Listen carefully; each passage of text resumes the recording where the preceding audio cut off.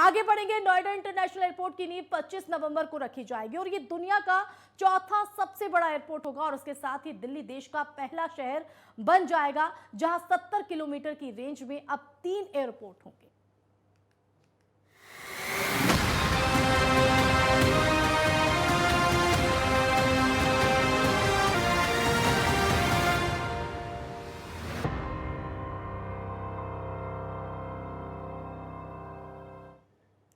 तो जेवर international airport दुनिया का चौथा सबसे बड़ा एयरपोर्ट होगा। यकीन मानिए, जिस तरह से इस एयरपोर्ट का बनाने का प्लान तैयार किया गया है, सिर्फ यूपी ही नहीं बल्कि देश के विकास में भी जेवर एयरपोर्ट अपनी छाप छोड़ने के लिए तैयार हो रहा है।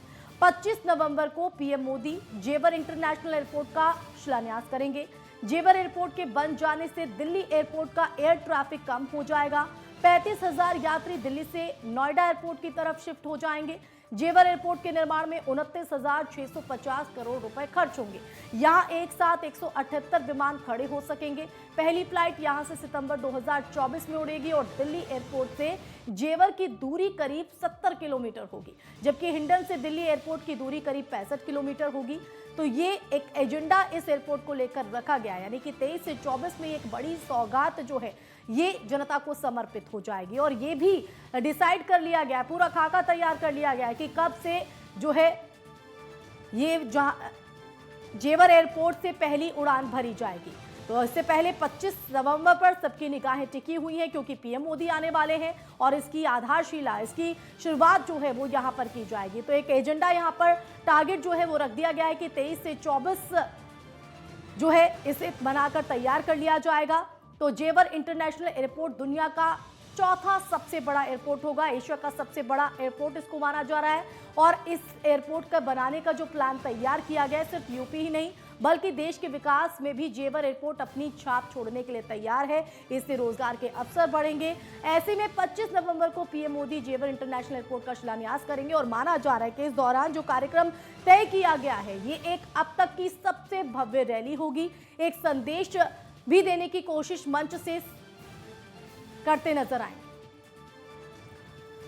और इसी पर ज्यादा जानकारी के लिए सीधा रुख करेंगे हमारे संवाददाता राजकुमार चौधरी का। राजकुमार, एक और बड़ी सौगात पीएम मोदी की तरफ से उत्तर प्रदेश वासियों को, न सिर्फ उत्तर प्रदेश वासियों को बल्कि पूरे देशवासियों को, हम आपसे समझना चाहेंगे क्योंकि आप मौके पर वहां पर मौजूद हैं, किस तरह से जो पूरा तैयारी है वो की जा रही है वहां पर।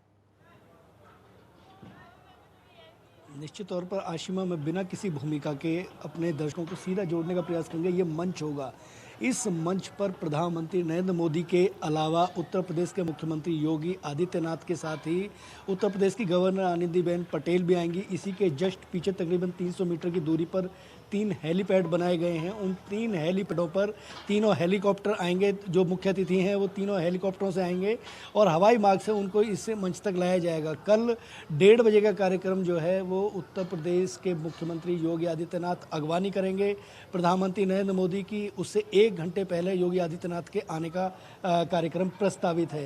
उत्तर प्रदेश के मंत्री और यहाँ के प्रभारी मंत्री जयप्रताप सिंह यहाँ पूरी जो तैयारियां हैं उनका जायजा ले रहे हैं।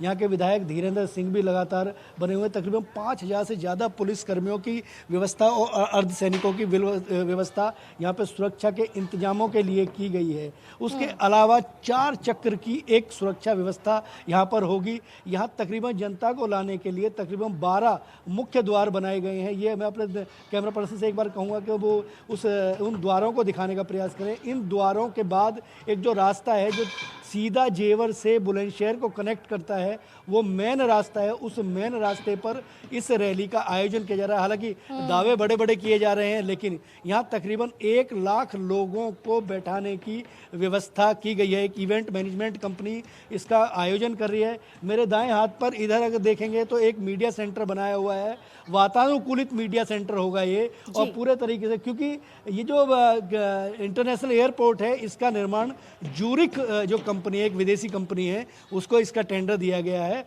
और 2026 तक इसको काम को पूरा करने का जो टारगेट है वो रखा गया है। कल उत्तर प्रदेश के मुख्यमंत्री योगी आदित्यनाथ और नरेंद्र मोदी जो देश के प्रधानमंत्री और प्रधान सेवक हैं वो संयुक्त रूप से इसका कहीं ना कहीं एक शिलान्यास करेंगे और इसकी आधारशिला रखेंगे। प्रथम फेज में केवल जो 7 गांव लिए जा रहे हैं उनकी इसकी बाउंड्री जो है उसको बनाने का काम यहाँ से कल से शुरू करने की तैयारी की जा रही है। बिल्कुल, बहुत ही खूबसूरत तस्वीरें आपने दर्शकों तक पहुंचाई राजकुमार, शुक्रिया आपका जुड़ने के लिए। तो जाहिर तौर पर जेवर एयरपोर्ट को लेकर कई तरह के जो है सियासी एजेंडे भी यहां पर सेट किए जाएंगे और अब ऐसे में देखना होगा कि मंच से क्या सियासी संदेश पीएम मोदी की तरफ से दिया जाता है।